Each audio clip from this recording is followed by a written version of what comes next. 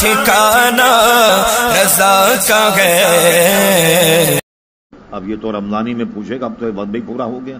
سب سے بڑی بات کہ سحری افطار میں خاص خیال رکھا جائے، کیلنڈر رکھیں، سحری جو ہے وہ 2-3 منٹ پہلے بند کر دیں، افطار 2-1 منٹ احتیاط سے کیجیے آپ، اور ہر وہ چیز جس سے روزہ فاسد ہوتا ہو اسے تو عام آدمی یقیناً پرہیز کرتا ہی ہے، گالی گلوچ سے پرہیز کیا جائے، غصہ ہونے سے پرہیز کیا جائے، اور سارے روزے کو چونکہ وہ روزہ ہے، ایک عبادت ہے، تو اچھی طریقے سے خوش دلی کے ساتھ اسے ادا کیا جائے۔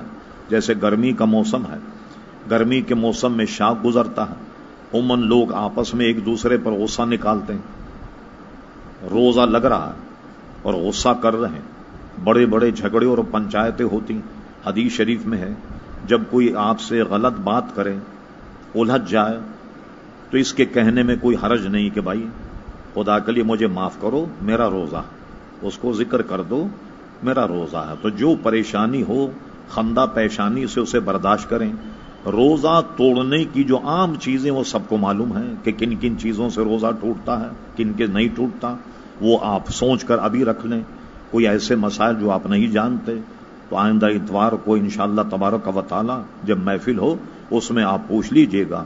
اور تراویح کا خاص خیال رکھیں، نمازوں کا بھی خاص خیال رکھیں، اور کوشش کریں کہ تراویح کسی ایک جگہ پڑھیں جہاں پورا قرآن مجید فرقان حمید سنا جاتا ہو۔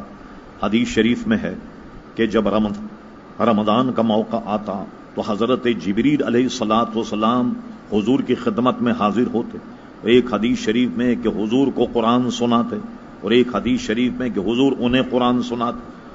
دونوں حدیثوں کو علماء نے یوں جمع کیا کہ گویا رمضان کا مہینہ قرآن مجید سننے اور سنانے کا موقع ہے۔ تراویح میں جو تکلیف ہو اس کو خوش دلی سے گویا قبول کریں، اور ایسی تراویحوں سے پرہیز کیجیے جس میں یعلمون اور تعلمون کے علاوہ کچھ ہی سمجھ میں نہیں آئے۔ کہ لوگ ایسی تراویح تلاش کرتے ہیں جہاں 20 منٹ میں تراویح ختم ہو جائے، اس کا کوئی فائدہ ہے نہیں۔ آپ حضرات 3 دن میں قرآن مجید سناتے ہیں، 5 دن میں سناتے ہیں، وہاں جا کے آپ خود آنکھوں سے دیکھ لیجئے گا۔ محض دل کو بہلانے کے لیے غالب یہ خیال اچھا، آپ پیچھے لوگوں کو دیکھیے، 3 دن میں قرآن مجید سنایا جا رہا، پیچھے بیٹھے لوگ سگریٹ پیتے ہوتے ہیں، چائے پیتے ہوتے ہیں، جیسے ہی امام کو رکوع میں دیں گے سب چھوڑ چھاڑ کر رکوع میں مل جاتے ہیں۔ یہ تو شریعت کی مراد ہی نہیں کہ آپ اس طریقے کی تراویح پڑھیں۔ خوش دلی کے ساتھ کہیں 27 شریف یا 25 میں یا 23 میں جہاں قرآن مجید ختم ہوتا ہو، اور صحیح خواہ پڑھنے والا بھی اچھا ہو جو سمجھ میں آتا ہو۔ جب آپ اتنی محنت شاقہ کر رہے ہیں ظاہر ہے کہ اس کا ثواب بھی ملنا چاہیے، تو تراویح بھی ایسی جگہ پڑھیں کہ جہاں کچھ سمجھ میں آئے تاکہ پورا آپ کو ثواب ملے، اور ایسی تراویحاں پڑھنے سے پرہیز کریں کہ جہاں گویا 20 منٹ یا 15 منٹ میں تراویح ہو جاتی۔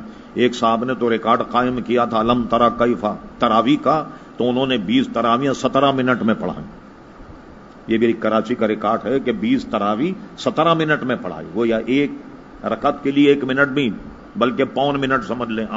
تو ایسی چیزوں سے پرہیز کریں اور خوش دلی سے، اور افطار اور سحری میں اپنی جان کا بھی خیال رکھیں اور پیٹ کا بھی خیال رکھیں، سمجھ گئے؟ ایسا نہ ہو کہ اب اتنا کھا لیں کہ پتہ لگے کہ تراویح پڑھنا محال ہو، تو ایسا بھی نہیں ہو۔ اور واجب بھی سا کھانا جو ایک آدمی کے لیے ضرورت ہے اس کے مطابق آپ کھائیے، تو اس میں کیا ہوگا، کم کھانے کے بہت فوائد۔ آپ کو تراویح میں سستی نہیں آئے گی، نمازوں میں سستی نہیں آئے گی، دن بھر چاق چوبند رہیں گے اب آپ۔